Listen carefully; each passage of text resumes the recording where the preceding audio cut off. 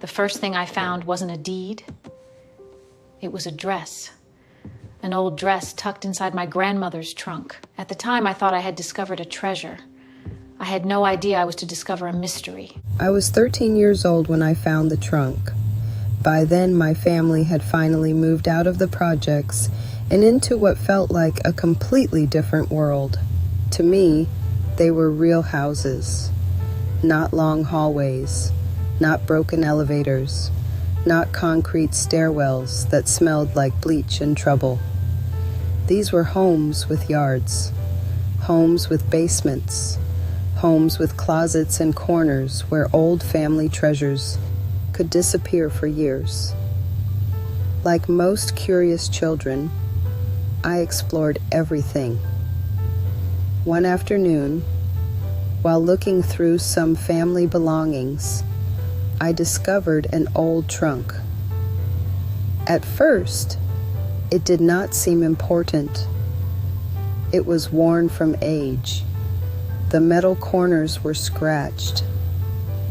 The lid creaked when it opened.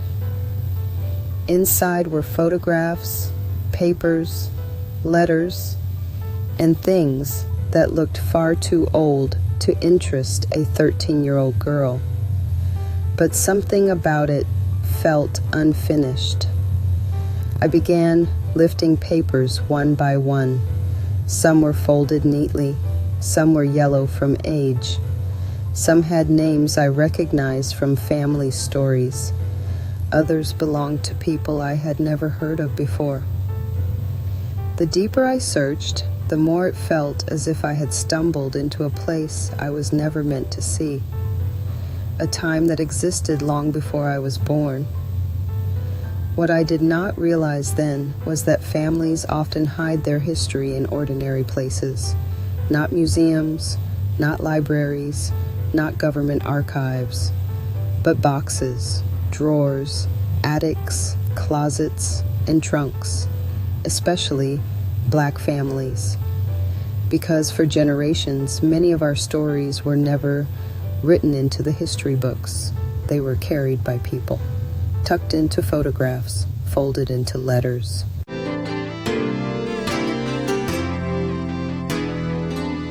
Before I continue, I would love to hear from you. Was there someone in your family who taught you an important lesson about money, property, education, or survival? Maybe it was a parent, a grandparent, an aunt, an uncle, or a neighbor who took the time to share what they had learned. Tell me about them in the comments. And if stories like this matter to you, please take a moment to like, subscribe, and share, because preserving knowledge may be one of the most important things any generation can pass to the next. Whispered through memory, and sometimes sealed away inside an old trunk. Then I found something different, a document that did not belong with the others.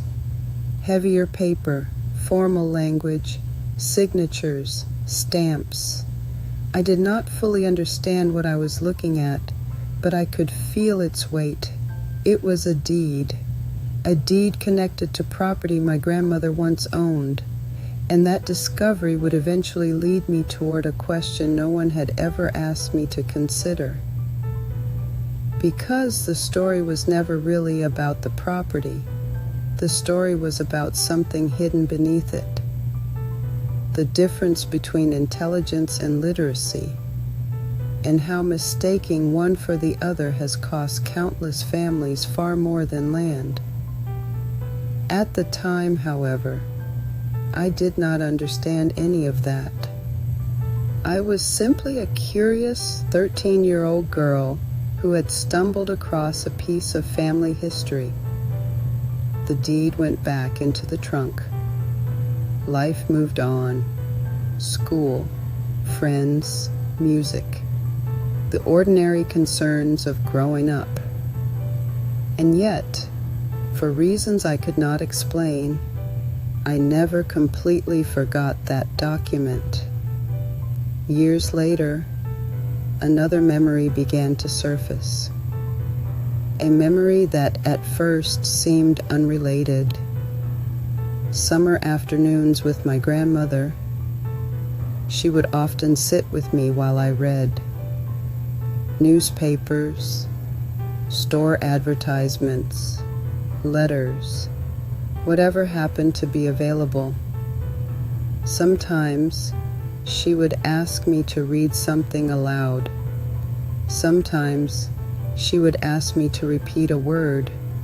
Sometimes she would stop me and ask what a sentence meant. As a child, I thought I was helping her pass the time. I thought I was doing what grandchildren do. I never questioned it. After all, she was the adult. She was the one who knew how to manage a household. She knew how to stretch money when there wasn't enough. She knew how to solve problems. She knew things no school had ever taught me, so it never occurred to me that she might be learning from me. But adulthood has a way of rearranging old memories. You begin to see things that were invisible when you were young. And one day, I realized something that stopped me in my tracks. My grandmother was not simply listening while I read. She was teaching herself, word by word, sentence by sentence, patiently, quietly, without announcing it to anyone. And that realization forced me to confront something many people still misunderstand today. Intelligence and literacy are not the same thing, not even close. My grandmother was one of the smartest people I have ever known. What made that lesson difficult to understand was that my grandmother never seemed uneducated to me. Quite the opposite. She was resourceful, practical, observant. She could solve problems that left other people scratching their heads. She knew how to manage a household, how to make something out of almost nothing, how to stretch a dollar farther than anyone I have ever known. She understood people. She understood timing. She understood risk. And she understood the value of property.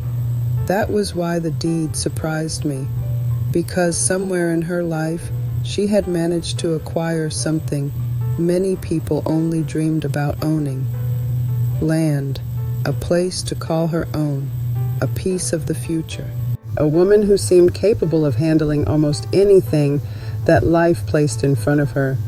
She could manage a household, raise children, solve problems, navigate hardships, and somehow keep moving forward when other people might have given up. That was why the discovery of the deed stayed with me. The more I thought about it, the more a question began to grow. If my grandmother was smart enough to acquire property, if she was smart enough to build a life despite the obstacles placed before her, then what happened? How does a woman intelligent enough to buy land end up losing it? And that question eventually led me to a story connected to the construction of the Dan Ryan Expressway.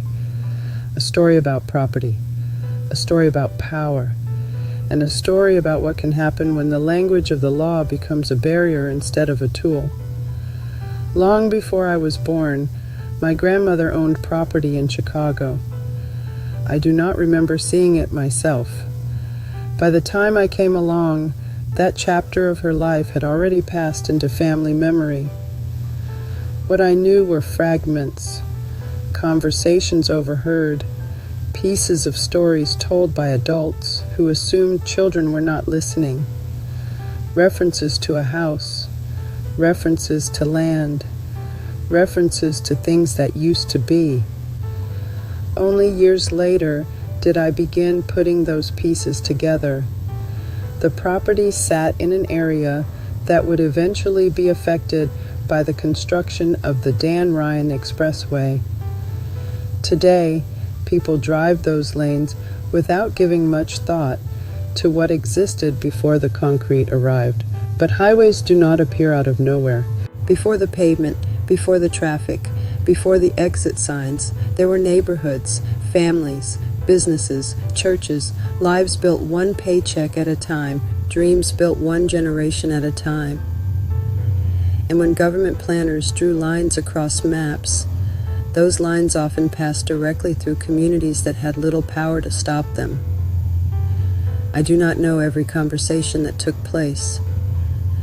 I do not know every document that crossed my grandmother's table. I do not know every promise that may have been made. What I do know is that the property was gone. And for years I accepted that fact without asking many questions.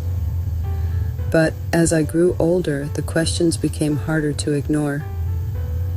What rights did she have? What options were available to her?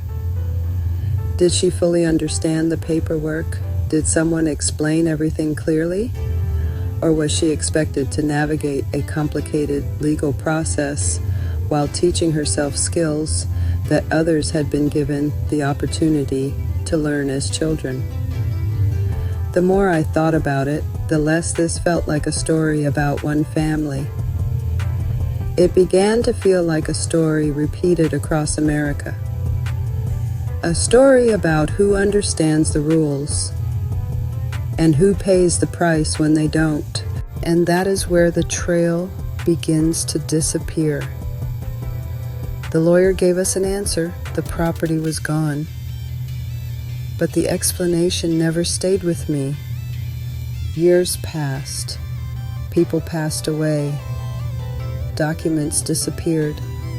And eventually I found myself holding something many families inherit without wanting to. Questions with nobody left to answer them. I wish I could tell you exactly what happened to my grandmother's property. I wish I could tell you who signed what, who agreed to what, who understood what. I wish I could tell you where every document ended up, but I can't. And maybe that is part of the lesson too, because history is not only lost when buildings are torn down. Sometimes history is lost when records disappear, when elders pass away, when stories go untold, when nobody realizes the importance of a piece of paper until decades later. What remained was not certainty. What remained was a question.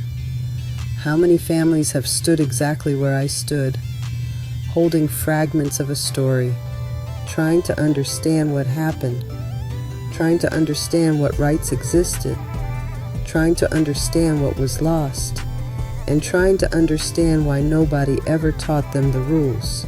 For a long time, I thought the most important part of this story was the property, the deed, the land, the questions that were never fully answered. But as the years passed, I began to realize something else. The property was only part of the story. The deeper lesson was about knowledge, about understanding the systems that shape our lives. Because when I was a child, I did not fully understand what I had discovered inside that trunk. I only knew that my grandmother had once owned something valuable, and that somehow it was gone. What I understand now is that ownership is only one part of freedom. Understanding is another. And that realization changed the way I thought about my grandmother. As a child, I believed she had been teaching me to read during those summer visits. But looking back, I see those afternoons differently. I see a woman determined to learn.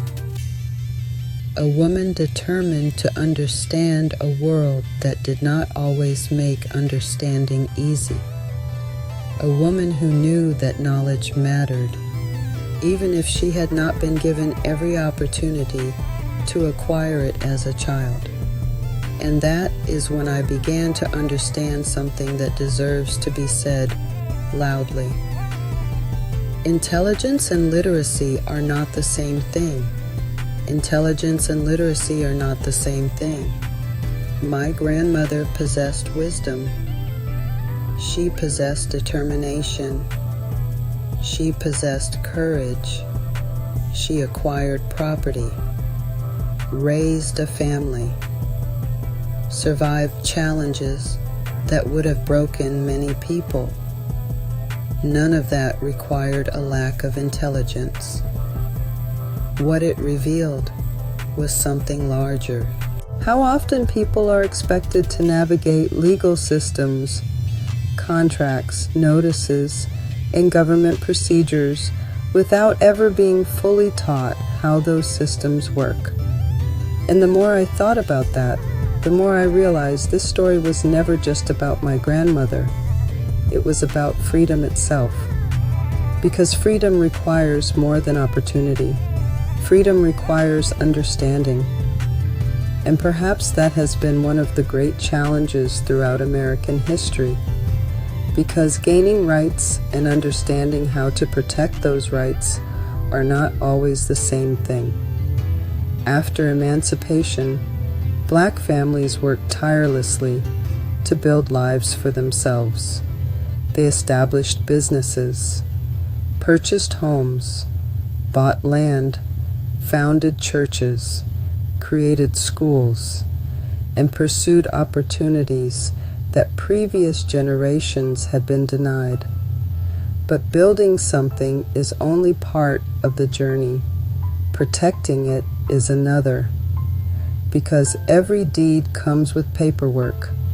Every business comes with contracts. Every election comes with laws.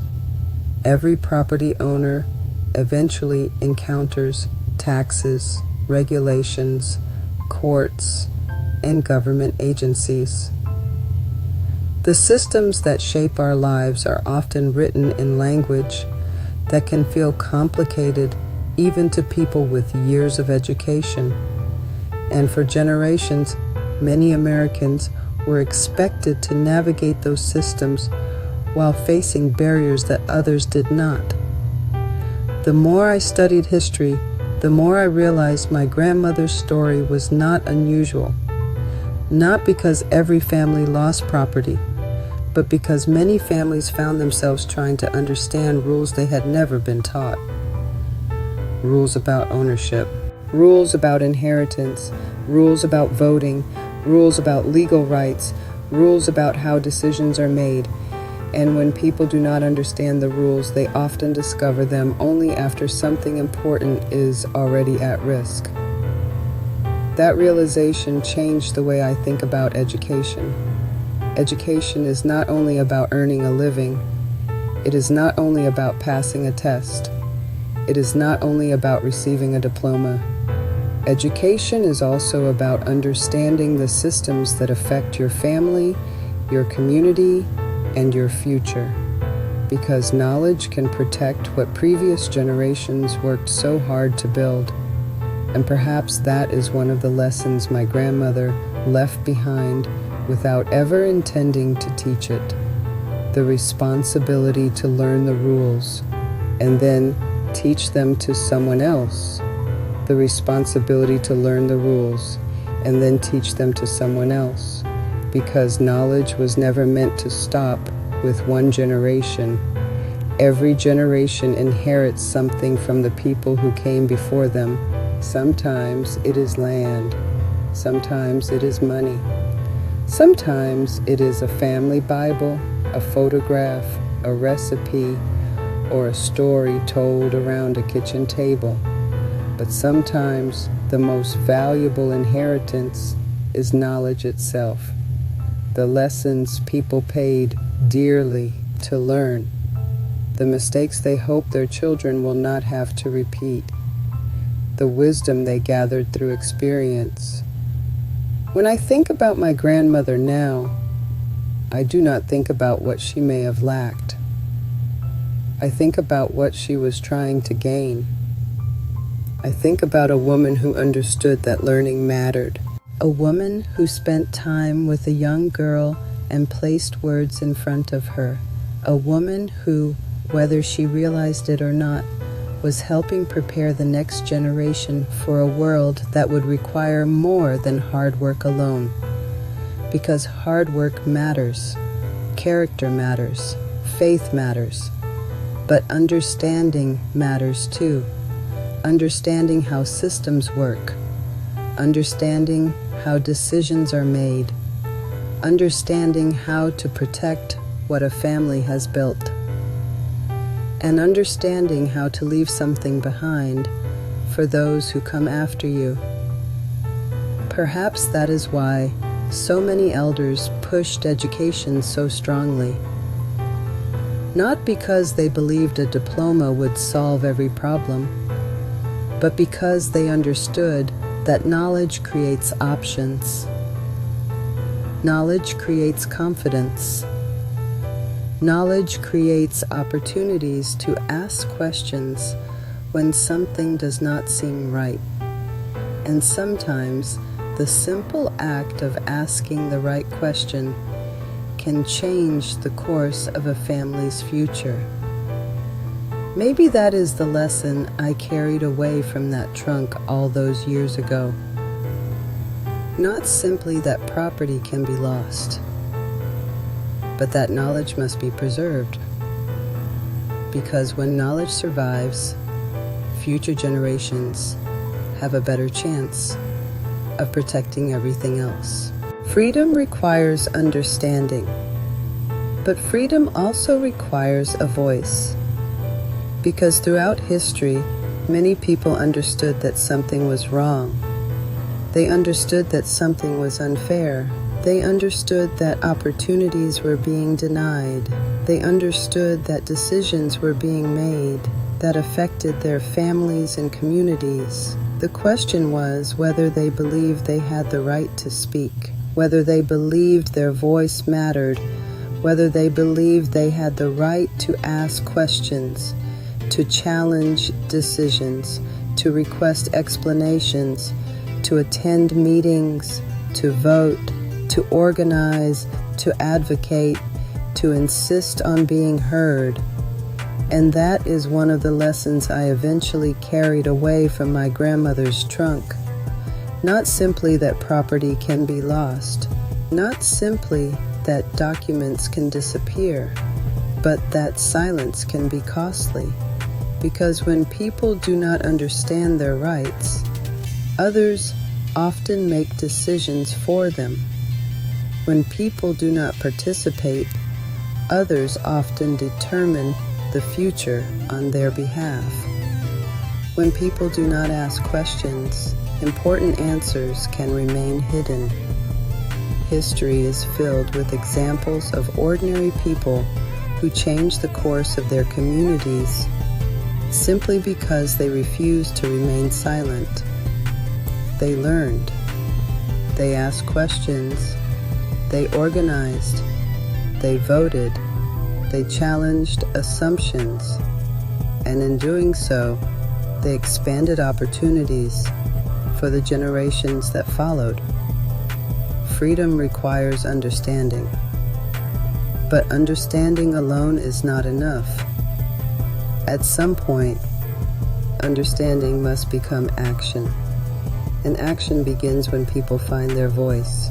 There is a question that has followed me for most of my life. When does history end? Does it end when a law changes? Does it end when a document is signed? Does it end when freedom is declared? Or does it continue living quietly inside families for generations?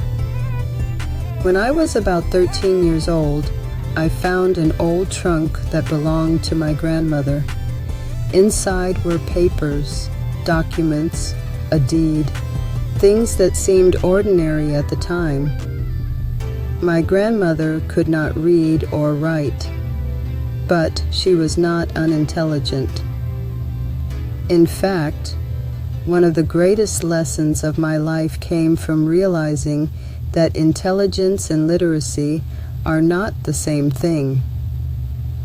During one summer, I thought I was helping my grandmother learn how to read documents. Years later, I realized she may have been teaching herself while making me believe I was helping her. At the time, I did not understand why those papers mattered. I did not understand what had happened to the property she once owned. I did not understand why the land was gone. I only knew that somewhere between the deed in that trunk and the neighborhood I was growing up in, Something important had been lost. Years later, I began asking questions. Questions about ownership. Questions about rights. Questions about the law. And questions about what freedom truly means when a person cannot fully understand the system surrounding them. Because sometimes silence can be costly.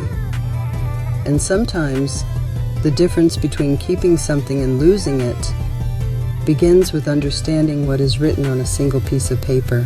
The older I became, the more those questions stayed with me, not because I wanted to relive the past, but because I wanted to understand it. My grandmother had managed to buy property. Think about that for a moment. A black woman, living through segregation, living through discrimination, unable to read or write, and yet somehow finding a way to save enough money to purchase land. That did not happen by accident. That required discipline, sacrifice, planning, a belief that the future could be better than the present. Somewhere along the way, she learned something many Americans spend their entire lives trying to understand. Property creates opportunity. Property creates stability. Property creates choices. And property can create a future for people you may never live long enough to meet. That is why the papers in that trunk mattered. They were more than documents. They were evidence of a dream, evidence of work, evidence that someone in my family had believed tomorrow was worth investing in. As a child, I did not see any of that. I only saw old papers. But adults often understand the value of things children overlook. Years later, I began wondering what my grandmother understood that I did not. What did she see when she looked at that deed? What hopes did she have for that property? What future did she imagine for her children and grandchildren? And what happens when that future is interrupted? Because the story of that trunk is not only about ownership, it is also about loss. And sometimes understanding what was lost requires us to understand who had the power to decide. When I first started asking those questions, I wanted simple answers. Who took the property? Why was it taken? Could anything have been done to stop it? But history rarely gives simple answers. What I eventually learned was that my grandmother's story was connected to something much larger than our family. Across America, entire neighborhoods were being reshaped. Roads were expanded, highways were built, cities were redesigned. Officials spoke about modernization, growth, progress, connecting one part of the city to another. And for many Americans, those projects represented opportunity. But progress often looks different depending on where you are standing. For some families, a new highway meant a faster drive to work. For others, it meant watching bulldozers move toward homes that had taken generations to build. The more I learned, the more I realized that my grandmother was not alone. There were thousands of families like hers, families who had worked, saved, purchased property, built businesses, created communities, and then found themselves facing decisions made in offices far away from the neighborhoods where they lived. As a child, I never thought much about who had the power to draw lines on maps. I never thought about who decided where roads would go. I never thought about how a single decision made by people you never meet could change the course of an entire family's future. But those are the kinds of questions that began following me. Because every highway has a history, every map has a story, every map has a, you went over this time, this is how much that was left over, And sometimes beneath the concrete are memories that never completely disappeared. Memories of homes, businesses, churches, and dreams that once stood where traffic now passes every day. That is when I began to understand that the story inside my grandmother's trunk was becoming something much larger than a family mystery. It was becoming a question about power. And who gets to use it?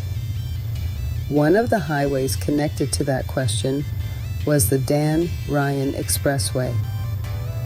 Today, thousands of people travel across it every day. Most never think about what was there before. Most never wonder who lived on the land beneath the concrete. Most never ask what stories disappeared when the pavement arrived. As a child, I certainly did not. I only knew that somewhere in my family's history there had once been property. Property my grandmother had worked to acquire. Property she believed was worth saving. Property that was no longer ours. Years later, I learned that governments possess powers ordinary citizens do not. The power to tax, the power to regulate, and under certain circumstances, the power to take private property for public use. When I first heard that, I found myself asking a simple question. If someone owns something, how can someone else decide it must be surrendered?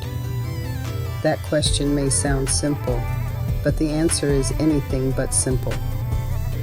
Because throughout American history, communities have often found themselves balancing two competing ideas: the needs of the public and the rights of the individual. Roads need to be built, schools need to be built, infrastructure needs to be built, but when those projects require land, someone must bear the cost. And sometimes that cost is measured in more than dollars. Sometimes it is measured in memories, in neighborhoods, in relationships, in futures that families imagined but never had the chance to see unfold. The older I became, the more I wondered whether my grandmother fully understood the choices she faced, and if she did understand, what options were truly available to her. Because understanding your rights and having the power to exercise them are not always the same thing. Because understanding your rights and having the power to exercise them are not always the same thing. That realization changed the way I looked at my grandmother's story. As a child, I assumed that fairness and justice were the same thing. I assumed that if something belonged to you, it stayed yours. I assumed that if a person worked hard, saved money, followed the rules, and purchased property, the future would take care of itself. But history has a way of challenging our assumptions, especially when we begin looking at the experiences of ordinary people whose names rarely appear in history books. People like my grandmother, people who built lives $1 at a time. People who understood the value of ownership, even when they had not been given the same educational opportunities as others. The older I became, the more I respected what she had accomplished, because buying property was not easy. Keeping property was not easy. Passing property to the next generation was not easy. Every step required knowledge. Every step required decisions. Every step required navigating systems that could be confusing, even for people with formal education. And that brought me back to a lesson I wish more people understood. Intelligence and literacy are not the same thing. My grandmother was proof of that. She understood people. She understood work. She understood sacrifice. She understood how to save. She understood how to build toward a future she might never see. What she may not have had was equal access to the information and resources that could protect what she had worked so hard to create. And sometimes that difference can change the course of an entire family. Not because people lack ability, but because knowledge itself can become a form of power. And power once again became the question I could not stop asking. And power once again became the question I could not stop asking. Not power in the sense of wealth, not power in the sense of fame, but the power to make decisions that affect other people's lives, the power to approve a project, the power to sign a document, the power to draw a line on a map, the power to determine what stays and what goes. As a young girl, I never thought much about those things. Like most children, I assumed the world simply existed the way I found it. The streets were there, the buildings were there, the highways were there. I never stopped to ask who made those decisions or who might have disagreed with them. Passing property to the next generation was not easy. Every step required knowledge. Every step required decisions. Every step required navigating systems that could be confusing, even for people with formal education. And that brought me back to a lesson I wish more people understood. Intelligence and literacy are not the same thing. My grandmother was proof of that. She understood people. She understood work. She understood sacrifice. She understood how to save. She understood how to build toward a future she might never see. What she may not have had was equal access to the information and resources that could protect what she had worked so hard to create. And sometimes that difference can change the course of an entire family. Not because people lack ability, but because knowledge itself can become a form of power. And power once again became the question I could not stop asking. And power once again became the question I could not stop asking. Not power in the sense of wealth, not power in the sense of fame, but the power to make decisions that affect other people's lives, the power to approve a project, the power to sign a document, the power to draw a line on a map, the power to determine what stays and what goes. As a young girl, I never thought much about those things. Like most children, I assumed the world simply existed the way I found it. The streets were there, the buildings were there, the highways were there. I never stopped to ask who made those decisions or who might have disagreed with them. And that lesson reaches far beyond my grandmother's story, because my grandmother was not the only person forced to navigate a world filled with contracts, deeds, notices, applications, and legal documents. In many ways, her story reflected a challenge faced by millions of Americans throughout history. A challenge that became especially important after emancipation. Freedom had arrived, but freedom did not come with an instruction manual. People had to learn how to navigate banks, courts, property records, tax systems, voting laws, business contracts, and countless other parts of American life that required knowledge as well as determination. For generations, families taught one another what they knew, sometimes around kitchen tables, sometimes in churches, sometimes through hard lessons learned after mistakes had already been made. Knowledge traveled from one person to another, one generation to the next. That is one reason education became so important. Not simply because education could lead to a better job, but because education could help people protect what they had built, protect their families, protect their businesses, protect their property, protect their future. The more I thought about my grandmother, the more I began to realize that her story was not simply about land. It was about preparation. It was about whether ordinary people have access to the information they need before life-changing decisions arrive at their doorstep. Because by the time an important document appears in your hands, the real question may already be waiting. Will you understand what it means? And if you do understand it, will you have the power to do anything about it? Because the answers to those questions were waiting inside my grandmother's trunk. I just did not know it yet. Perhaps the greatest inheritance was not the property itself. Perhaps the greatest inheritance was the lesson that questions are worth asking and that understanding is worth pursuing.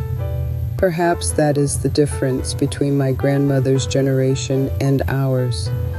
Many people in her generation faced difficult decisions without knowing where to turn, without easy access to legal information, without the internet, without the ability to search for answers in a matter of seconds. Many relied on neighbors, churches, family members, or whatever help they could find. Today, we have opportunities that previous generations could only imagine. Legal aid organizations, libraries, historical societies, property records available online, educational resources, community organizations, and professionals whose job is to help people understand their rights. The challenge is not whether information exists.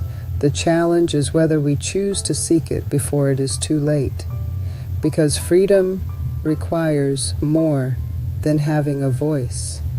It requires knowing where that voice can be heard. And perhaps that is one lesson my grandmother's story still teaches us today. So, let me ask you a question.